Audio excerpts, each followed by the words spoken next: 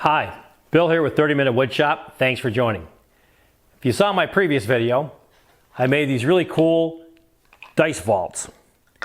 Now what I want to do is I want to make a dice rolling tray. So I have some scrap leftover stuff here. You don't have to use scrap.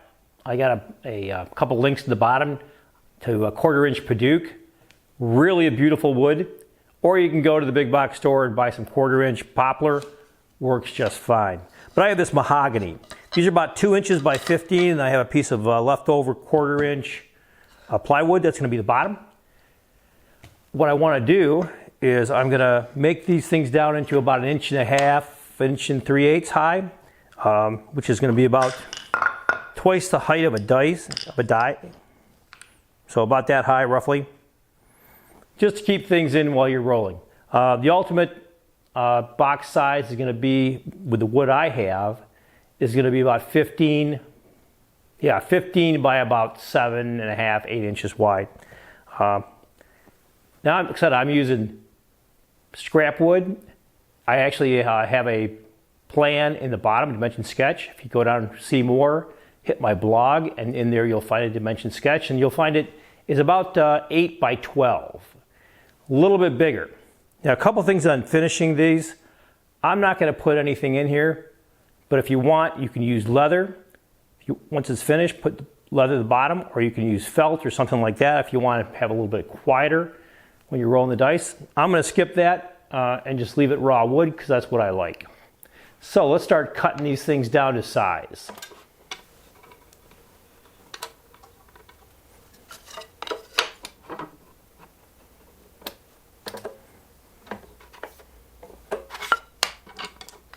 Okay, what you saw me do there was basically I used this to simulate the thickness of the bottom, and then I just put the 2 dice in there. No measuring at all, but let's see what it turned out to be. I'm right at 1.5 inches. So that's a perfect depth for what I'm trying to get to. Now let's cut these up.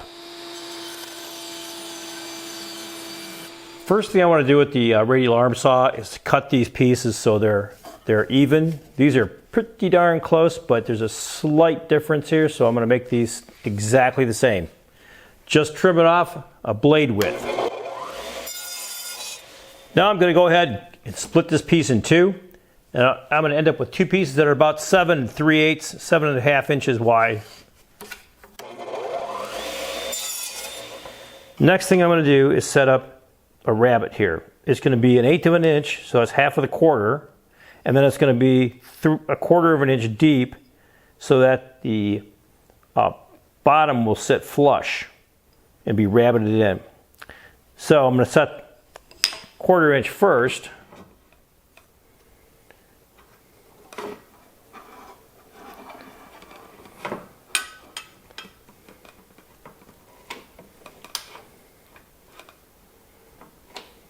And so all I'm doing here is I'm making this side flush with the outside of the tooth. When it cuts, it'll cut right along that edge, and then the next thing I'll do is I'll come in and I'll just nibble away with one more shot. It should take 2 passes and be done. Now what I want to do is I want to set the depth to 1/8 inch. So we're not taking much out here. So the tip of the blade goes right to the 1/8 inch. You can feel that. By the way, if you don't have brass setup blocks, I would definitely get a set.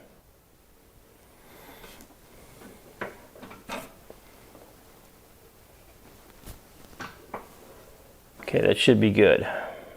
It's still a little high.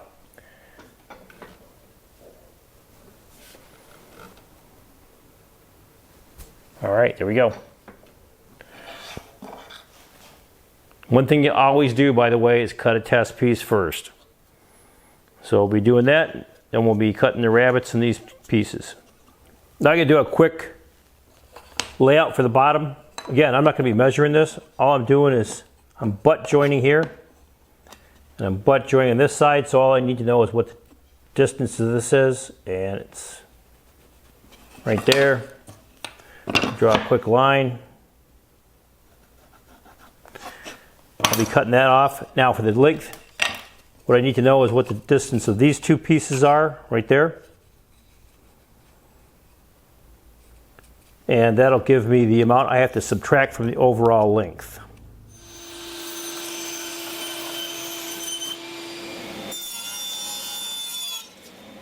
Test fit looks good. I think at this point we're ready to go ahead and do some sanding, final sanding and gluing. I'm going to sand this down with 320. Normally I'm only a 220 guy, but I think for this mahogany, I want to go to 320 because it's fairly sharp, and I want to round all these corners over too. Probably with 220, maybe even 150, because this stuff splinters up really bad on the edges. So I want those nice and soft. I want those really soft edges. Let's start sanding.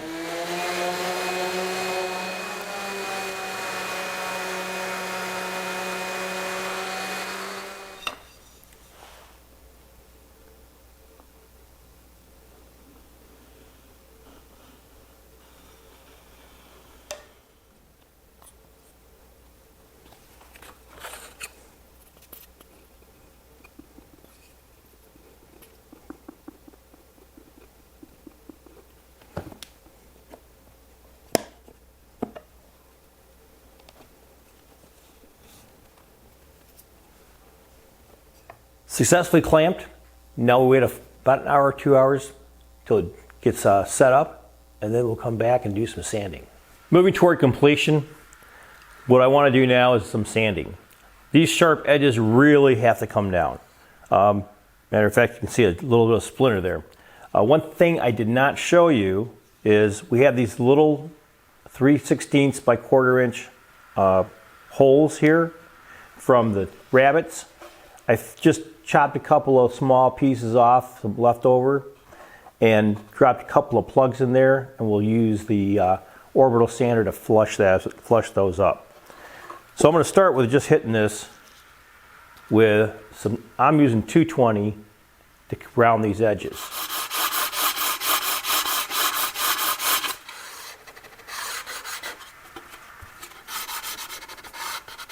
Hand sand these pretty well done. I've got everything rounded off so these feel really nice. Next, what I want to do is I want to come in here and flush up these little things I put in, these little fill pieces from both this direction and this direction. And then the ends are not exact, so they'll flush up that too. I'm using 220 on this, by the way, because that'll cut it a lot faster, and then I'll come back with 320 because I'm going to lacquer this thing. I'm going to do some spray lacquer, and that's really why I'm using the 320. So let me do some more sanding here, and we'll get a little closer to put the finish on.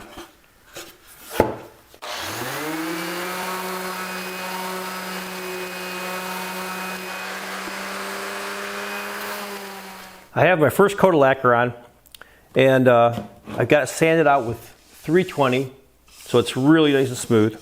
I'm going to throw a couple more coats of lacquer on it and a couple more sandings, and that should give me a really, really nice finish. So let's keep working on it. Sweet. This was a fun project, I have to say. Really quick to come together. I used some scrap. I'm going to put a link to the bottom for some Padauk. I think I might make one out of Padauk. It's a really great looking wood. This turned out really good. Like I said, I have mahogany with a field of maple, which complements the dice vault that I put together earlier. Take a look at that, you know, up here. Take the link. Fun. This actually is a great dice tray because I learned to shoot craps. So I like to roll my dice. A lot of them you see out there are just the kind where you just take them and you drop them in. And I don't think that gives you as much randomness as throwing the dice. They spin around and do a lot more. There's a lot more action to them. So, worked out pretty good. I like it. I hope you liked it too. In the bottom, there's some links. If you want to make this thing, there's some links to my blog, which gives you a dimension sketch of this, which is actually 15. I think earlier I said I was going to go 12 by 8. I like the long one, like I said, so you got a 15 by 8. You can cut the length if you want to on the dimensions, no problem. But go to my blog, click on the link. All right, and you'll find the dimension sketch for this. Also, you'll find a number of tools and things I use, some materials. One of the things I'd suggest, there's a link in there for some 1/4-inch Padauk. Padauk is kind of a red-orange looking wood, and it's a really nice looking wood, I tell you. I may make another one of these for one of my son's friends in Padauk. Pretty nice looking. I may still put something in here in terms of leather or felt just to quiet it down, because like I said, it's pretty loud. I don't know if I like that or not, but I hate covering the wood because that maple looks really nice. Anyway, hope you got something out of this. If you did, do me a favor, hit like and subscribe, and hey, until next time, good making.